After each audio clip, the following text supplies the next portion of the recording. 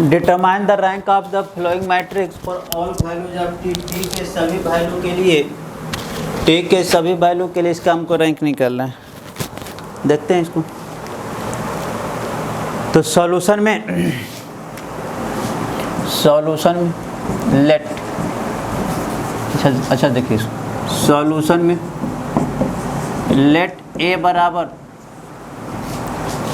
T1 0 0 T 0 0 0 T plus 3 late ए मान लें। क्या है? since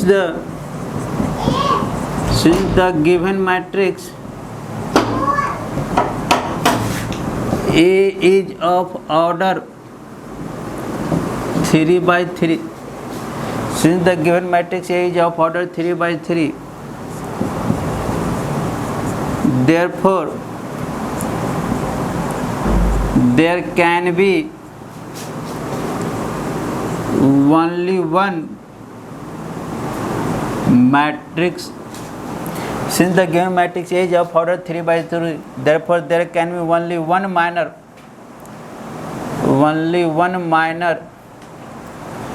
of order 3. Only one minor of order 3, that is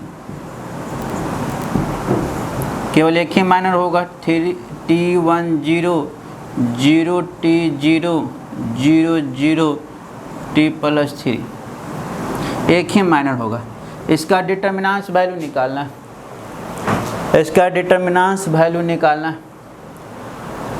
अगर स्टूडेंट आप लोग प्रॉपर्टी पढ़े होंगे अच्छी तरह से डिटर्मिनेंट्स का, तो उसमें एक प्रॉपर्टी था डिटर्मिनेंट्स के एवेल्युएशन के रिगार्डिंग, कहता था if all the elements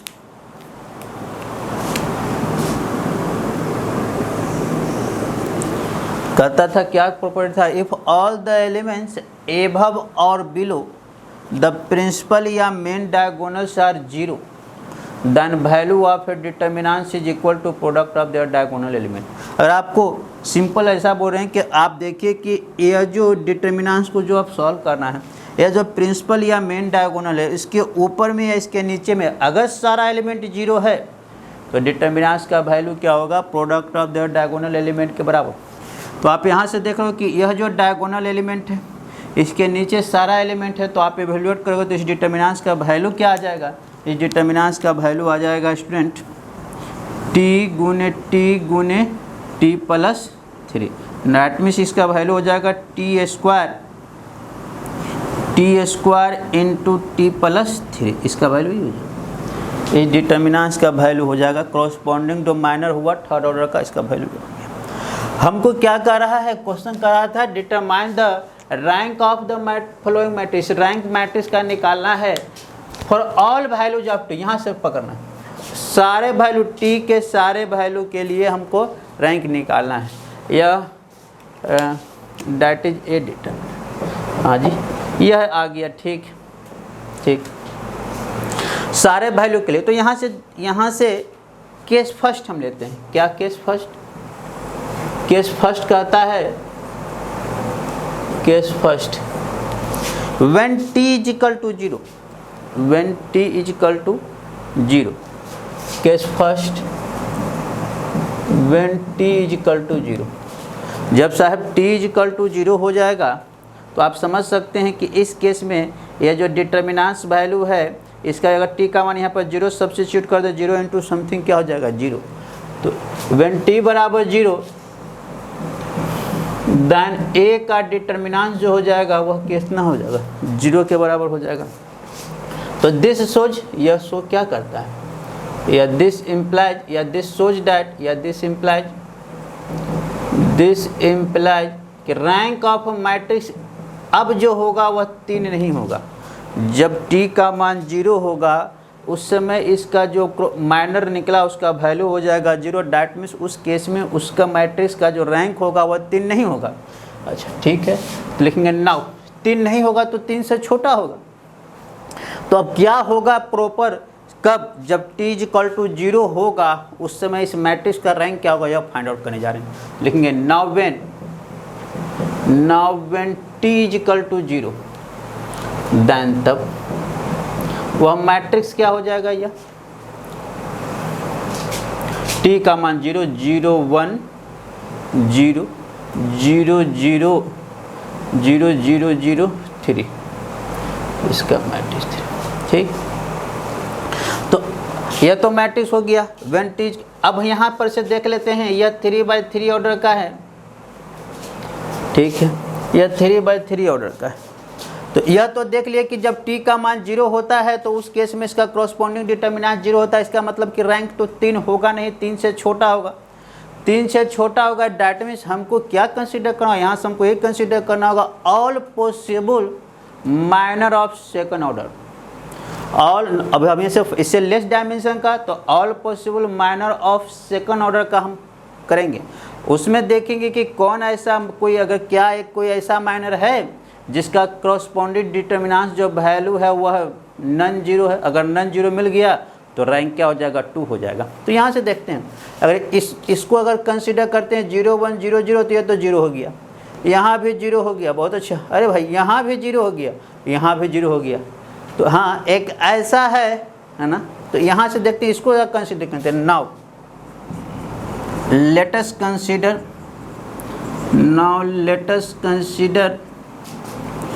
a minor of order 2/2 which is obtained from leaving that is 1 rows and 1 columns we है। एक कोई माइनर हम निकाल रहे हैं इसका, जो एक रो और एक कॉलम को छोड़ने से बना है। यहाँ से तो देखें, यह तो 0 हो गया। हम लोग कहाँ से क्या क्या देख रहे थे साहब, यह 0 हो गया, इसको भी अगर कंसीडर करते हैं 0, यहाँ भी 0, यहाँ भी सारा 0। अच्छा, तो ऐसा करते हैं, इसको भी तो कंसीडर कर सकते हैं। 2 ऑर्डर का माइनर हम लोग यहाँ से कंसीडर करते हैं। वी है ए बराबर, बताइए यहाँ से क्या होगा। यहाँ से इसको 1 0 और 0 3 कंसीडर कर सकते हैं। इजकल टू क्या होगा, 3 - 0 is equal to 3 not equal to 0। क्या देखिए, 3 ऑर्डर का जितना भी माइनर था उसका वैल्यू 0, और 3 ऑर्डर से कम मतलब 2 ऑर्डर का एक माइनर हमको ऐसा मिल गया जो नॉन जीरो हो गया। इसीलिए व्हेन, अब तो इसका मतलब इसीलिए रैंक ऑफ मैट्रिक्स क्या हो गया, इस केस में रैंक ऑफ मैट्रिक्स कितना हो गया, 2। तो हेंस अतः हम लोग क्या देखें, when t is equal to 0, when t is equal to 0 then rank of a matrix, वह जो रैंक ऑफ ए मैट्रिक्स हो जाएगा वह क्या हो जाएगा, 2। एक केस हुआ, फर्स्ट केस करा all values of t, T के सारे वैल्यू के विषय में डिस्कस करना है हम पहला, क्योंकि एक क्रिटिकल पॉइंट था, यहीं पर यह डिटर्मिनेंट्स 0 होगा।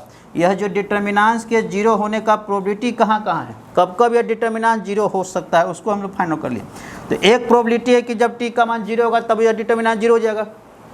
तो दूसरा एक और प्रोबेबिलिटी है जब इस डिटर्मिनेंट्स का वैल्यू, कब भाई, जब टी का मान -3, जब टी का मान -3 होगा उस समय आप देखिएगा कि इस डिटर्मिनेंट्स का अगर वैल्यू फाइंड आउट किया जाए तो ये क्या हो जाएगा, 0। तो यहाँ से अब दूसरे केस के विषय में डिस्कस करने जा रहे हैं। लिखेंगे case 2।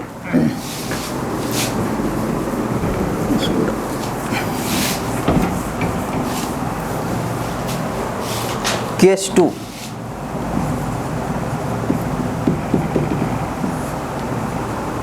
When t is equal to -3, जब t का मान -3 हो जाए, देन तब यह a का डिटर्मिनेंट्स क्या हो जाएगा, 0 के बराबर। तो इस केस में भी this implies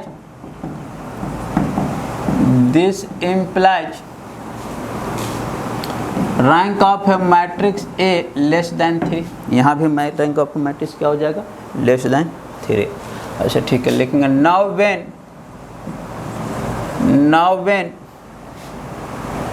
t is equal to -3 then student a is equal to क्या हो जाएगा, then a is equal to क्या हो जाएगा, यहाँ से जरा पुट कीजिए, यहाँ से इस t के जगह पर -3 सब्स्टिट्यूट कीजिए, -3 1 0 0 -3 0 0 0 0, यहाँ से t का मान -3 और +3 0। ओके ठीक है, यहाँ से जरा बताइए यह जो डिटर्मिनेंट्स निकला इसका वैल्यू हम लोग ने फाइंड आउट कर लेते हैं। और भाई ये तो 0 हो गया। आप जानते हैं ना, अगर किसी डिटर्मिनेंट्स का किसी रो या किसी कॉलम का अगर सारा एलिमेंट 0 है तो उस डिटर्मिनेंट्स का वैल्यू क्या होता है, 0 होता है। तो यहाँ से इसीलिए ये तो 0 होना ही था, ये तो 0 होना ही था, ठीक, क्योंकि तभी तो यह रैंक ऑफ ए मैट्रिक्स इसका 3 से छोटा, जब t का मान -3 तो 0 हो गया। अब क्या करना होगा, हमें एक इससे कम डायमेंशन का, है ना, अब हमें व्हेन t, अच्छा now when t is equal to 0 तो मैट्रिक्स A बिकम्स क्या हो गया, सॉरी मैट्रिक्स A बिकम्स ये लिख ली, ठीक है 3/3 का। अब क्या करेंगे, सेम लाइक जैसे इसमें निकाले थे, जब t का मान 0 होगा तो मैट्रिक्स निकल गया। फिर से again let us consider minor of order 2/2 which is obtain from living 1 रो और 1 कॉलम को छोड़कर एक माइनर निकालेंगे। आप यहाँ से देख सकते हो, एक वैल्यू कोई भी ले लेते हैं, हाँ यहीं पर से मिल गया, है ना।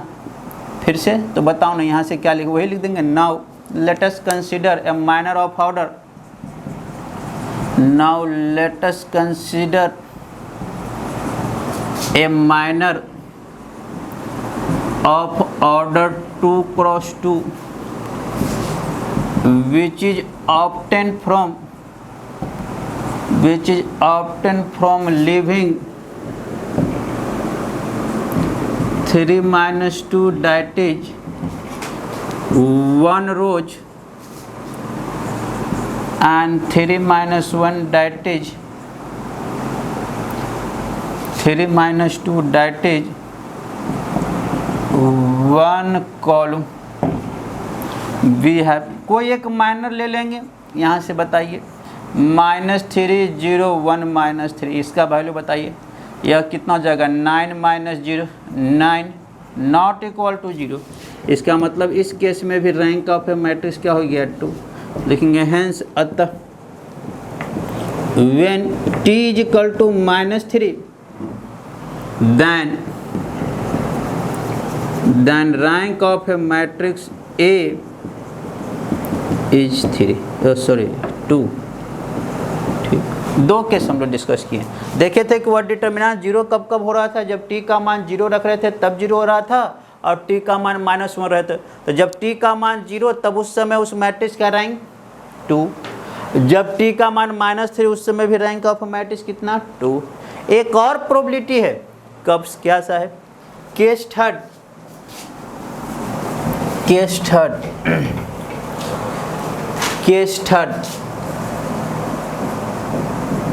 when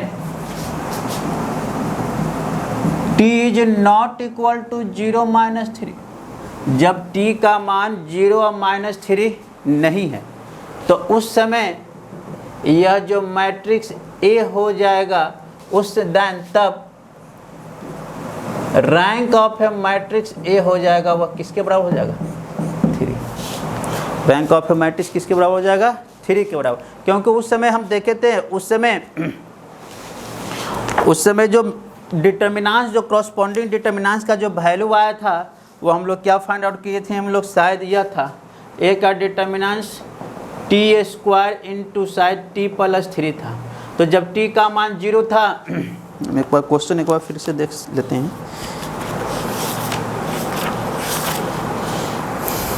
हाँ ठीक जी, ठीक है। तो उस समय अगर t का मान 0 हुआ था तब इसका तब वैल्यू आ गया था डिटर्मिनेंट 0 और -3। जब यह 0 और -3 न रहे तो उस समय तो इसका यह क्या हो जाएगा, उस समय when t is not equal to 0 तो a का डिटर्मिनेंट नॉट इक्वल टू 0 होगा, और देन तब यहाँ से बता सकते हैं कि रैंक ऑफ ए मैट्रिक्स क्या हो जाएगा, वही 3 हो जाएगा। देन उस केस में रैंक ऑफ ए मैट्रिक्स क्या हो जाएगा, 3 के बराबर। तो ये आपका क्वेश्चन फिनिश हो गया। 3 केस में करा था कि find the rank of A determine the rank of the following matrix for all values of T, T के सारे वैल्यू के लिए और हमको रैंक ऑफ मैट्रिक्स निकालना था। नेक्स्ट क्वेश्चन 15, थोड़ा सा हिंट कर देते हैं इसमें।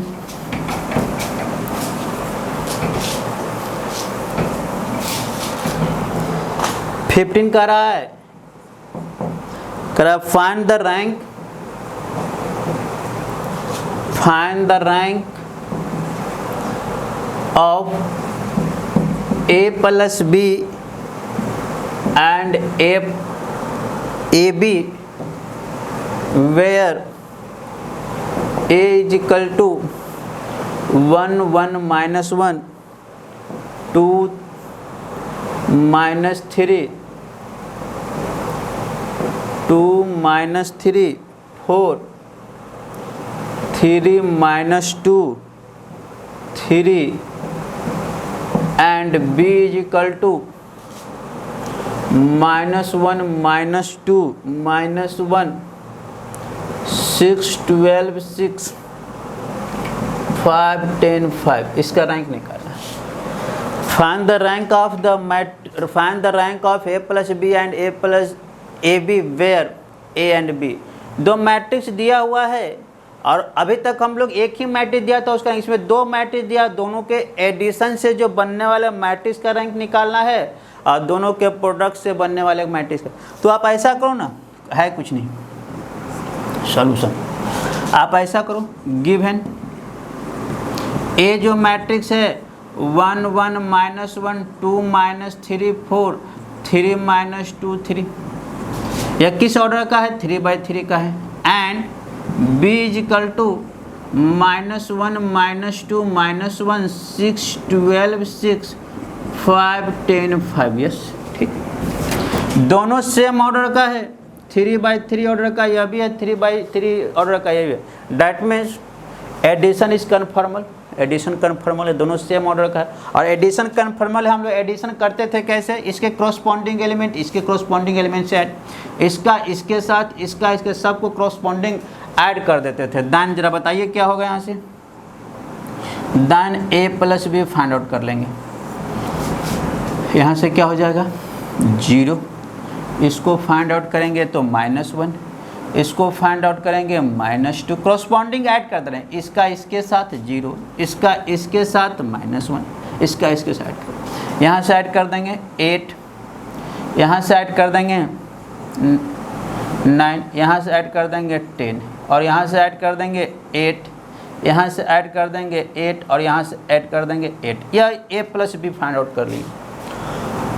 अब इसका रैंक निकालना। अब ऐसा नहीं कि अगर a या b दिया तो इसका रैंक निकाल लीजिए, इसका रैंक निकाल लीजिए या दोनों को ऐड कर दीजिए, वैसा नहीं, पहले आप a plus b find out कीजिए तब इसका रैंक। हाँ, तो माइनर मैट्रिक्स से आप निकाल सकते हैं। क्या करेंगे? 3/3 है तो केवल एक ही माइनर होगा 3/3 ऑर्डर का, देख लें कि उसका डिटर्मिनेंट 0 के बराबर है कि नहीं। अगर 0 के बराबर हो गया तो उससे के लेस का निकालेंगे, उससे लेस का निकालेंगे, उसको देखेंगे उसमें से कोई एक ऐसा माइनर है जो नॉन जीरो है, अगर मिल गया नॉन जीरो तो रैंक 2 हो गया, अगर नहीं मिला तो उससे 1 तो होगा ही। फिर उसी तरह से इसमें प्रोडक्ट ए बी के लिए, हाँ यहाँ प्रोडक्ट ए बी भी कन्फर्मल है, क्योंकि ए भी प्रोडक्ट के लिए क्या कंडीशन होना चाहिए? इधर पहला का कॉलम दूसरा के रो के बराबर है ही, क्योंकि स्क्वायर मैट्रिक्स दोनों है, कोई दिक्कत नहीं है। अब इसका ए बी भी फाइंड आउट कर लेंगे और उसमें भी फिर निकालेंगे रैंक। तो आपके लिए यहाँ तक हम छोड़ रहे हैं, इसको आप लोग कर लीजिएगा। तो अभी तक हम इस क्लास में हम किए, हम 13 14 कर लिए, सॉरी 13 भी हो गया, 14 भी हो गया, 15 का आपको हिंट दे दिया, कर लीजिएगा। अगले वीडियो में 16 और 70 के विषय में हम डिस्कस कर देंगे और ये आपका पूरा एक्सरसाइज 6 आपका कंप्लीट हो जाएगा। ठीक है, थैंक यू स्टूडेंट, अच्छे से आप लोग बनाइए एक एक क्वेश्चन, है ना। ठीक है, थैंक यू।